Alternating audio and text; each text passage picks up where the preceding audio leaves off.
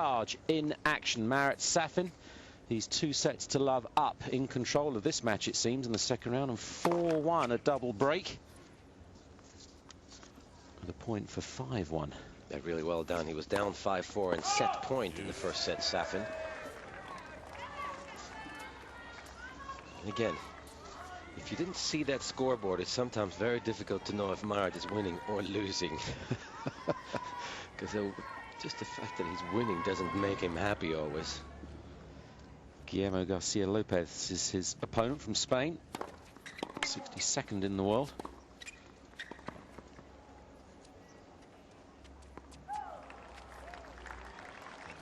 There's not been a huge number of players in the history of the game that bring a smile to people's places when they walk onto court. He's one of them. Oh, absolutely. When he walks in anywhere, even in the player's restaurant or the locker room, there's always something going on when he comes in.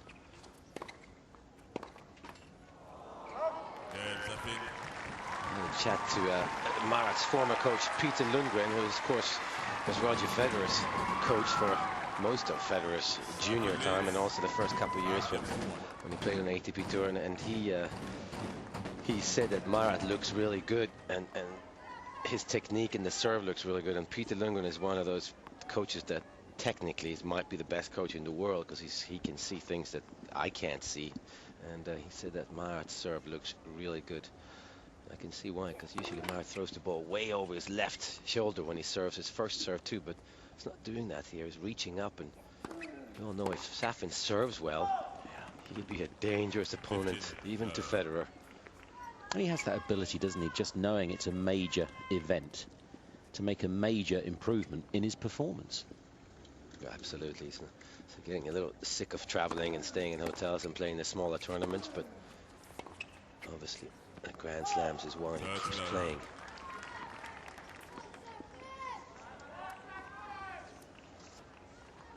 Of course, should he win this, and the great Swiss maestro wins his second round match, it's a third round night match guarantee to look forward to put it mildly, if their previous meetings are anything to go by. No, absolutely. He wasn't blown off the court at Wimbledon, but he did lose to Federer. Wasn't he in the semi-finals? Yes. And Marat said he played horribly that match, but still, he has been in the semis in the last couple of years at Wimbledon, so the level is still there when he plays well.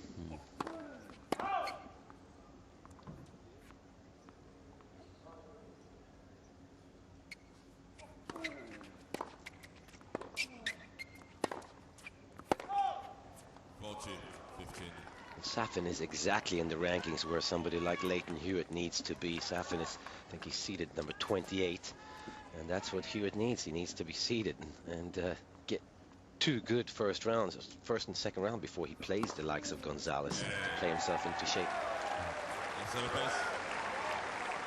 So Garcia-Lopez makes Safin serve it out. Just a couple of spots higher in the seedings, but the point the same. And of course, when he came in and had that phenomenal run here with that staggering match against Federer, he'd just recovered from injury, he'd hardly played any matches. People were questioning how fit he was. Well, he almost played himself into fitness, but the strength and resilience that he showed, that stays with you forever, doesn't it? Not only with you, but other players, because well, is he going to do it again? Can he do it again? It's always that lingering sort of doubt in your mind. Oh, absolutely. And it doesn't, I mean, they know that it doesn't really matter how he hits the ball in practice or how he hits the ball in the previous match, because the confidence is so high. He knows he can do it. So that's a good feeling, walking on the tennis court. It's unusual to see a lot of women watching his matches, isn't it? It is, yes. It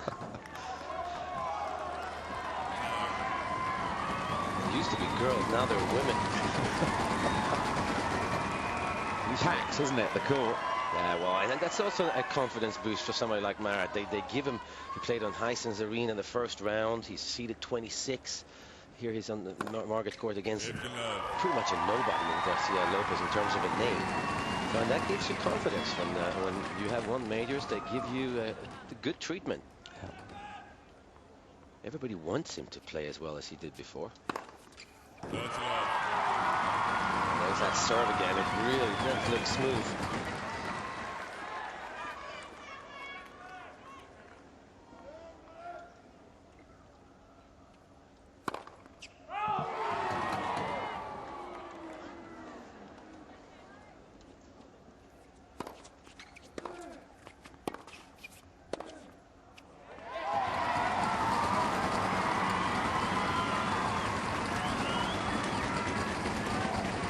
3 match points now.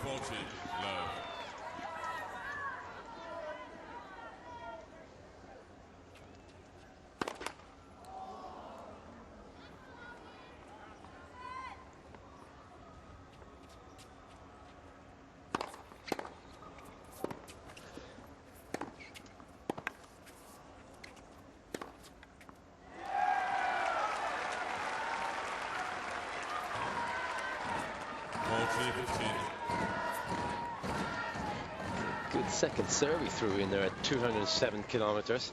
Safin, obviously very confident.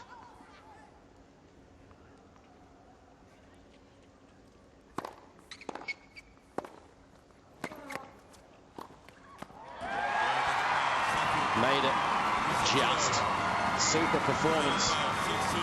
5-2-2 the scoreboard says after that tight and good comeback in the opening set. It's just what the doctor ordered if he's to play Federer next. 18 aces in the match as well. Safin, is he going to rub the genie's lamp once more? How good it is to see him in the tournament. We really are going to miss him when he decides to hang the racket up, but not for a while if he has these results. An hour and 42 minutes.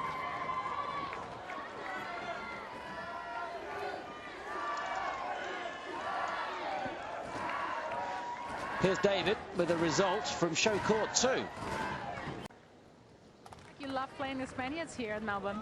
Well, thank you very much. For the conditions right now, actually, it was quite easy one. And he got a little bit scared in the last game of the service game, the first set, and gave me advantage to make him a break. And then I started to play much better and felt very comfortable. And it's not windy today, and not so hot, so it's easy to play against Spanish in these conditions. What were you the most pleased with in the match, especially the second and the third? You were just cruising through. Well, it's not so easy as it looks. I served pretty well, so it gives an extra pressure for the guy. And he couldn't hold the pressure, and he broke down eventually. You seem so relaxed on the court now. Is that because you've been to the Himalaya, or because it could be your last year on the tour? You're very relaxed. I think it's the second option, to play without pressure on tennis. It's a completely different story. It's very tough to come here to play the big events and have to defend a lot of points.